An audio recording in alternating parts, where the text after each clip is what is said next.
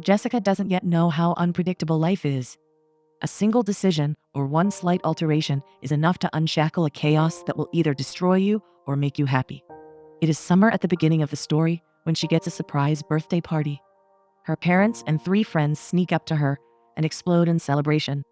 Apart from this, she gets a beige small van from her father, a vehicle that isn't particularly beautiful, but it will get the job done. That night, she and her friends go to an amusement park. There, Jessica learns that Vanessa has just gotten a scholarship in Berlin. This is information that is worth celebrating too. But Jessica finds herself taken by an emotion that isn't cheerful at all. She goes over to a shooting gallery and, for the first time, meets a young man who will change her life forever. In this moment, this boy just wins a rose, gifts it to her, and disappears into the crowd. By accident, they appear at one attraction in the next scene. This attraction seems to force intimacy more than anything. After they cling to the wall of the cabin so that they are not forced to cuddle one another, the two glance back and see couples making out. The sight cheers them up and draws them a bit closer to each other. Consequently, they start sharing one long eye contact. A wordless connection changes meaning a couple of times, and when it ends, Jessica feels an urge to keep spending time with him. She has friends to have fun with, though, so the two part ways for now. Later that night, Jessica drinks far too much and is met with a young man who tries to take advantage of her. He offers to give her a ride, and Jessica is so intoxicated that she finds herself unable to resist. For a while, it seems that the guy will get what he wants, but thankfully, this is the moment the boy from the amusement park appears on the street. He walks by, notices Jessica, and reads the situation immediately. After suggesting that she take her home instead, the two get into a fight, and the arrogant young man is shoved into his car alone. He takes her to his car then, and sees her fall asleep immediately. He doesn't know where her address is, so he has to take her to his house instead. The next morning, Jessica wakes up in his bed, finds out to her relief that she didn't do something stupid last night, and goes downstairs. There she meets with Tina, from whom she finds out that the name of her savior is Danny. For a moment, Jessica thinks that Tina is his girlfriend, but this initial hypothesis turns out to be wrong. Tina is his roommate. Danny comes home then, and he drives Jessica back to her parents' house. Before exiting the car, the girl is a bit reluctant. She doesn't want this relationship to end here. Just in the middle, when she's about to take a step towards the front yard, she turns around and asks him if he wants to swap numbers. Unfortunately, she receives a clear no. Danny responds that she must have misunderstood something. That night, Vanessa finds something in a designer's catalog that helps her understand the reason for her friend's rejection immediately. Danny seems to be a model, so he's either gay or he's hooking up with his flatmate. Jessica should forget about that guy. The next morning, Vanessa leaves for Berlin, and a time of strange loneliness starts in Jessica's life. She starts working for her parents as a caterer, and, for the 3rd time, runs into Danny. The 3rd time's the charm. She cannot consider it a coincidence anymore. Suddenly, an insight comes to her, and she realizes that it was Danny who chose her family as a caterer. As it appears to Jessica, the young man is playing a game with her. She doesn't like playing such games, so later that day, before heading out, she emphasizes to him that if he wants to get to know her, he should do it properly. For a moment, Danny shoots a charming gaze. He knows he's been caught and likes Jessica more for it. Having no other option, he asks her out on a date this Saturday. The date Danny plans turns out to be extremely fancy. He doesn't talk much, though. A couple of times, Jessica tries to initiate a conversation about his American parents, but the young man doesn't want to talk about them. Danny seems a little confused and anxious, as if he isn't much used to such occasions. Still, the date is as proper as it gets, until Danny says something that's not in the books. He emphasizes that his life is a mess and urges her to get away from him as soon as possible. This isn't much of a suggestion for Jessica, however. She prefers to do the opposite. When the two kiss each other for the first time, Danny realizes that they should do this again. Completely taken by a mesmerizing feeling, Jessica doesn't sleep that night, and the next morning, she finds Danny outside her house waiting for her. This time, he plans to take her somewhere much less typical. It is a kickboxing competition, and on the way there, he admits that his supervisor from the youth home, named Jorg, is also going to be there. This is the first time Jessica learns that Danny was once put in a youth home. As the man himself says, that was the best thing that could have happened to him in those years. In the next scene, Jorg and Jessica are in the audience as Danny takes part in the competition. Perhaps because of Jessica's presence, he seems a little unconcentrated. As Jorg says, he usually fights much better. In fact, Danny could have made a career in martial arts. Jessica wants to know what got in his way of doing so, but the conversation is interrupted by the tournament. The only thing we can know for now is that the reason is somehow connected to America. As it seems, the States and his parents hold a special, gloomy meaning to Danny.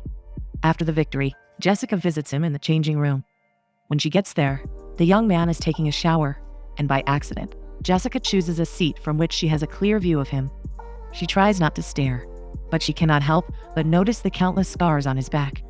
Later that day, the two spend time by the shore of a lake. Already, Jessica feels a very special gravity drawing her to Danny. It is irresistible, and the fact that Danny seems to feel the same thing forces her fire to burn brightly. Suddenly, however, something happens that sets out this fire immediately. Tina runs out of the trees, breaking it to Danny that she just got the job she always wanted. Danny jumps up and joins her in celebration. Watching them, Jessica notices very clear signs of intimacy, and the demon of jealousy appears in her mind. Returning from the lake that evening, Jessica decides to address this issue. As Danny says, he and Tina are like brother and sister. They've been through a lot together. Each other is all they've got, and they occasionally sleep in one bed. Of course, it is strictly platonic, and Jessica will just have to deal with that. Jessica's mother quickly notices a change in her daughter's behavior in the next scene. She knows how boys like Danny are. They usually do not stick around for long. What Jessica should do is just enjoy the relationship while it lasts. The girl hates this line of thinking a lot. Danny is different, and to prove it, she will invite him over for dinner at their house. During their next date, Jessica understands more clearly than ever that she doesn't know a lot about Danny either. Riding down a road encompassed by dense forest, they suddenly meet a tractor on a sharp turn, and, after making an abrupt turn, end up dropping on the ground. Jessica hurts her knee, and Danny cuts his forehead. None of their injuries are serious, but when Jessica reaches to check his forehead, Danny throws her hand away harshly and backs away reactively. His behavior appears to be an echo of some terrible childhood. Tina takes care of Jessica's wound in the next scene. Here, Jessica tries to initiate a conversation about Danny to learn more about the reasons behind his aversive behavior. She also wants to get closer to the person who's so important to Danny, but the girl expresses only hostility towards her. Whatever Jessica is looking for in Danny, she will not find it. He is not a knight in shining armor. He's a bag full of countless heavy burdens, and a girl like Jessica will never be able to accept him fully. And so, Jessica isn't accepted by the most important person in Danny's life. In the next scene, the opposite happens for Danny. When he goes over for dinner, Jessica's family embraces him with open arms. After the delightful dinner, Danny takes Jessica to his house, and we see how conflict breaks out between them for the first time. When Danny avoids intimacy, Jessica tries to learn about his past. She wants to know about his burden and is sure that she can handle everything. Danny backs away and remains quiet for a while until Jessica starts giving him clear yes or no questions. Quietly and shortly, Danny answers them, and the secrets start flowing from his mouth for the first time in a long time. As it turns out, he's been by his. It all started when he was 11 years old, and his mother did nothing to help her son. Once Jessica decides to go deeper and deeper, Danny becomes gradually more emotional. Exploding in anger that isn't directed at Jessica, he expresses that the took advantage of him. It all ended when Danny was strong enough to beat him in a fight. As he screamed, he was on the verge of murdering him, but somehow managed to bring himself to a full stop and report him to the police. Now the father is rotting behind bars. Jessica has no intention to leave him for this, of course. She is ready to work through this together with him, and is hopeful that time will help them in this endeavor. Unfortunately, however, Danny has one more secret to articulate. He doesn't consider time to be his friend. After being by his for a long time, he is HIV positive. Jessica is dumbfounded. Losing control over her emotions, she starts screaming at him for not telling her earlier. She is facing an impossible choice, the most difficult dilemma of her life. Danny says he will understand if she chooses to leave. He hands her her coat to help her make the decision. Jessica immerses herself in a rigorous inner clash, and, emerging out of it, apologizes to him. She has to leave. Left alone in her car, she breaks down in tears. She thought she had found a partner for life, but has been forced to leave him behind. Feeling like a victim and like a traitor at the same time, she calls Vanessa, but fails to reach her. She has to face this dilemma alone and make a decision she won't regret tomorrow. Forcefully and decisively, she goes over to a public toilet, buys contraception, and drives back to Danny. They embrace each other passionately immediately. As the blazing fire is set, they go over to his bedroom, and spend the entire night there. The next morning, Danny watches her sleep, reflecting on what she did yesterday. She made him feel worthy of love, and she will always have a special place in his heart for it. In light of all this, it is even more heartbreaking that he will have to break up with Jessica. He will not risk infecting her, and besides, sooner or later, his disease will break out. Tragically enough, they have no future. He shares these gloomy thoughts with Jessica, and to her sadness, she realizes that he's right. In the next scene, however, they make a decision that contradicts their previous conversation. Jessica offers to move in with him, and Danny agrees. It doesn't matter to her that he doesn't have much time to live. Despite the risks, she wants to be with him. Naturally, her parents try to make her reconsider. They emphasize that Jessica must give it some time before taking such an enormous step. The argument goes on forever, and Jessica is forced in the end to say the truth. The parents are dumbfounded. In light of this new information, they are ready to do anything in order to prevent their daughter from moving in with Danny. Doing something they never thought they would do, they lock their 18-year-old daughter in her room and stand in the living room, surprised that they had to do it. They know that it is impossible to have her there for long, but they have no idea what their daughter is capable of. Very soon, we see her escaping the house and driving to Danny. The young man is nervous and extremely excited, but his roommate doesn't seem to appreciate this change at all. When Danny leaves the house briefly, Jessica tries to speak with his best friend. Danny is the most important person in Tina's life, and she's afraid that he will be stolen away from her. It is Jessica's purpose, however, to assure her that she has no intention to force herself between them. Her arrival won't change anything. Jessica goes to a counseling center in the next scene and learns more about what the term positive means. As it turns out, the couple shouldn't avoid sleeping together. If a condom ever breaks, there is medication to prevent infection from spreading. The next morning, Danny urges Jessica to go to work and see her parents. She follows his advice, but acts hostile towards her parents all the time. Her mother tries to speak with her, but unfortunately, she fails to come up with something meaningful to say. After work, Jessica goes to a club with Vanessa, who's in town for the weekend. As it turns out, she knows about Danny's disease as well. Deciding to change her best friend's mind, she addresses this issue and tells her harshly to break up with her. Very soon, the girls start fighting, and surprisingly, Vanessa starts screaming at her loudly. Everybody in the club hears that Jessica's boyfriend has an infection. Storming outside, she calls Danny, and once he comes, she asks him to just take her home. They go towards the car, but before they open the doors, a group of young men come up to Danny. Their leader is the guy who once tried to take advantage of Jessica. After hearing about Danny's disease, he's eager to pick up a fight with him, and this time, he's not that afraid. 4 people try to beat him up then, and initially, Danny chooses not to resist too much. It is when Jessica intervenes and gets mildly hurt that he explodes in anger and drops everybody on the ground. The couple is sitting in an automobile in the next scene when Jessica's father arrives. Here, he offers to drive them home, and with this, he resolves the relationship crisis that lasted for a couple of days. Jessica's relationship is finally accepted by her parents. Once the couple is driven home, Danny expresses that he's disappointed in himself for losing control. Jessica, however, thinks that what he did wasn't that bad. He protected his love and himself, and there is honor in that. In the next scene, it is Danny's birthday, and the girls are baking a cake for him. Once they scare the young man away, Tina decides to finally open up to Jessica. Now that she understands how precious Jessica is to Danny, she wants to get closer to her. Without haste, she says that she experienced almost the same trauma as Danny. She was much less courageous, however, so instead of reporting her father to the police, she turned to... As she remembers, she met Danny in a self-help group, and the young man helped her more than anyone. The same drew them together, and Danny helped her report, and so her father. The man only got 6 years in jail, however, and even today, Tina is afraid that he might return.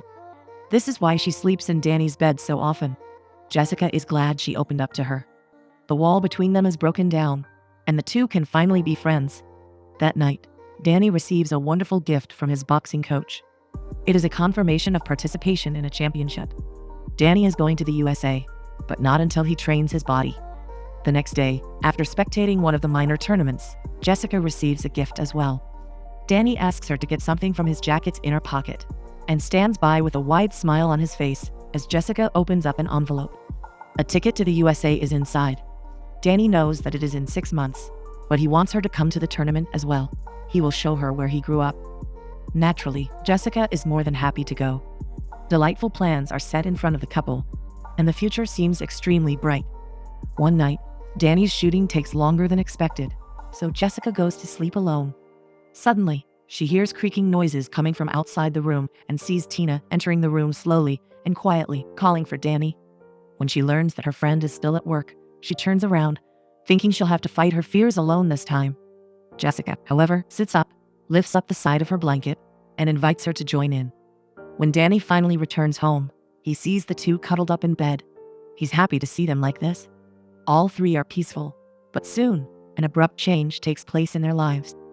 One day, when Jessica drives inside their driveway, she sees Danny dashing towards her, opening her door, and ordering her to slide aside. Once behind the wheel, he backs away and gets on the road again, without saying what happened. Jessica understands that something very dangerous is happening. Rigid from fear, she tags along with Danny as he stops by the side of a road near a block of flats. He dashes inside and starts screaming for Tina. Soon, Jessica understands that they are in an addict house. Tina is lying unconscious on a mattress on the third floor. Rushing to save her life, they take her to a hospital and, struck by some terrifying premonition, wait around anxiously. Unfortunately, the doctors fail to save her. Drowning in grief, the couple return home as Danny engages in a rigorous self-beating. He believes that it was his responsibility to take care of her. When contradicted, he completely loses control, and one abrupt, firm embrace is necessary to put him out of this state. As days pass, their house loses one resident, but gains another. In the place of Tina comes an ever-encompassing grief and guilt, and slowly and painfully, it begins eating their insides. Instead of drawing them closer, this pain pulls them apart. Danny starts training like a madman, paying less and less attention to Jessica, while the girl completely discards her entire life outside of Danny and tries to change his way of dealing with grief. Both of these concerns are expressed in the next scene, but the problem remains unresolved. Danny's kickboxing coach also tries to help him, but the young man keeps rejecting a helping hand. His health begins to pay the price of his new style of living. He might need to go to a doctor, but in his current mental state, he will accept no help. One day, his wrist begins trembling unusually. He thinks it's only training stress, but Jessica is really concerned. It almost feels like Danny will never come around unless something serious happens. But when Jessica's birthday comes, he suddenly sheds his skin, changing his thinking and his behavior. He tells Jessica thoughtfully that he failed to consider her feelings after the tragedy. That day, he skips his training, and the two go out on a date. Reclaiming their happiness, they go to the amusement park where they first met each other and sit on the attraction which forced them closer that night. This time, they don't need to be forced. They kiss throughout the whole trip. And once the machine stops, Jessica notices Vanessa and her two other friends waiting outside. As it turns out, Danny invited them over as well. Jessica's conflict with her best friend is resolved here, and as she embraces Vanessa, she looks over to Danny with eyes full of gratitude. As noted above, she doesn't know yet that life is extremely unpredictable. That night, when driving home, Danny suddenly loses consciousness. His head drops to his chest, and the car begins accelerating gradually. After an initial, constraining shock, Jessica manages to stop the car without crashing it. She calls an ambulance immediately, and thankfully the medics manage to reanimate the young man.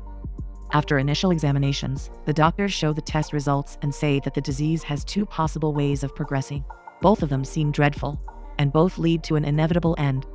Jessica's soul leaves her body when she hears that Danny has 3 to 15 months to live. She is asked to leave the patient for today and come back tomorrow. But she spends the entire day hiding in the hospital, and, at night, sneaks inside his room. They spent that night embracing one another. Their future seems hopeless, but when they are together, the present seems warm and meaningful. Danny's coach visits him the next morning. He is the one urging him to spend the last days of his life doing what he wants. He should follow his heart and make memories that will last forever. Inspired by this conversation, Danny packs up in the next scene, and once Jessica wakes up, he tells her that they are going to the USA. He isn't planning to take part in the competition, of course. He just wants to drive around the country and engage in therapy only after they return to Germany. That day, Jessica says goodbye to her parents and assures them that, despite everything, she feels happy. Her father expresses how proud he is of her, and once all the preparations are over, the couple fly to America. For the next few days, they intend to forget all about the inevitable end. Once they arrive, Danny rents a Mustang, and the American road trip begins. Danny gets to visit the places he loved to tread as a child, and Jessica watches him as he stands on a beach, watching over the horizon. They sleep in a tent as the waves of the Atlantic Ocean rage nearby. That night, Jessica wakes up and finds herself alone in the tent. Exiting into the sandy shore, she makes out a silhouette of Danny, crouched in front of waves, gasping for air. Reactively, Jessica dashes towards him and finds him, struggling to breathe. He hears nothing and is seemingly unresponsive to Jessica's suggestions. So thinking quickly, the girl drags him into the water and, in this way, forces him to come to his senses. After getting pumped by the diving reflex, Danny's body starts acting normally again, and the two rush towards the tent to warm each other up. The next morning, they climb a steep slope and face the horizon as the sun comes up. Here, they fail to put their initial plan into practice. Danny starts talking about his end and emphasizes that he will leave everything he owns to her. He doesn't want to go back to the hospital. He wants to choose the time and way of his departure from his life. Jessica is overwhelmed by what he's saying. She wants him to fight, to live longer, and to spend more time with her. Seeing him surrender makes her desperate too. After arriving back in Germany, Jessica goes to her parents, and the couple spends some time apart. That night, however, Jessica fails to sleep, and she feels the urge to get back to Danny. She finds him laying on a mattress in an empty room. Suddenly, she articulates something that forces him to jump up. Jessica says that if he goes, she goes too. Exploding in anger, Danny pushes her out of the room and closes the door. If this is what his presence makes her think, then he will do everything to keep her away. After a brief silence, interrupted by Jessica's sobbing, Danny expresses that life has given him so much trouble. It was always like hell to him, but by connecting him with Jessica, life compensated for all of its evil doings. Thanks to her, Danny will leave this world as a balanced individual, and the only thing he wants is for her to move on and find happiness without him. When he opens the door again, the two embrace each other warmly. They watch the dawn break over the horizon and whisper about what could have been. Danny remembers the poem by Eichendorff and says that when the line between heaven and earth dissolves, one can jump back and forth between the vastness. The dimensionless souls can move freely. And so, every time Jessica sees the point where the sky meets the earth, Danny wants her to know that the love of her life is always waiting for her there.